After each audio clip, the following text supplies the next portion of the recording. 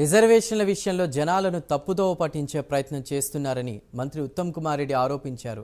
తెలంగాణ ప్రజలకు బీజేపీ ఏమీ చేయలేదని, దేశంలో ఇండియా కూటమి అధికారంలోకి రాబోతోందని అన్నారు. దానిని జీర్ణించుకోలేకే బీజేపీ ఏదేదో మాట్లాడుతోందన్నారు. 10 ఏళ్లు ముఖ్యమంత్రిగా పనిచేసిన కేసీఆర్ రాష్ట్రాన్ని నాశనం చేశారంటూ మండిపడ్డారు.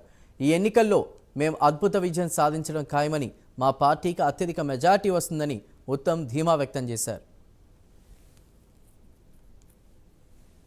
కేంద్రంలో ఇండియా కూటమి అధికారంలో వస్తుంది, రాహుల్ గాంధీ గారు ప్రధానమంత్రి అవుతారని చెప్పి స్పష్టంగా సర్వేలు వెల్లడిస్తున్న ఈ సమయంలో మోదీ గారు వారి మంత్రులు అందరూ కూడా కొద్దిగా నర్వస్ అయిపోయి, యాంగ్షియస్ అయిపోయి, భయపడిపోయి ఏదేదో మాట్లాడుతున్నారని చెప్పి నాకు అనిపిస్తున్నది. తెలంగాణ ప్రజలకు తెలుసు, 10 ఏళ్ళు ముఖ్యమంత్రి చేసి, 10 ఏళ్ల పాటు ముఖ్యమంత్రి చేసి రాష్ట్రాన్ని సర్వనాశనం చేసి, ఇరిగేషన్ సెక్టర్లో లక్షల కోట్లు ఖర్చు పెట్టి అప్పులు తీసుకొచ్చి నాశనం పెట్టించిండు. కట్టిన కాళేశ్వరం ప్రాజెక్టు కూలిపోయింది. పాలమూరు రంగారెడ్డికి 27,000 కోట్లు ఖర్చు పెట్టి 1 ఎకరం ఆయకట్టు రాలే.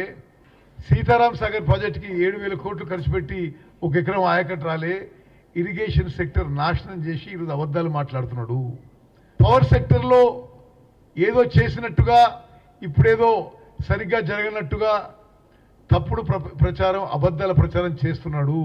భట్టి విక్రమార్క గారి నాయకత్వంలో తెలంగాణలో పవర్ సెక్టర్ చాలా సమర్థవంతంగా నడవబడుతుంది. ఎక్కడా ఒక్క నిమిషం కరెంటు కట్ కావడం లేదు. ఇండ్లకు కానీ, వ్యవసాయానికి కానీ, పరిశ్రమలకు కానీ గతం కంటే మెరుగ్గా పవర్ సప్లై జరుగుతుంది. కేంద్రంలో ఇండియా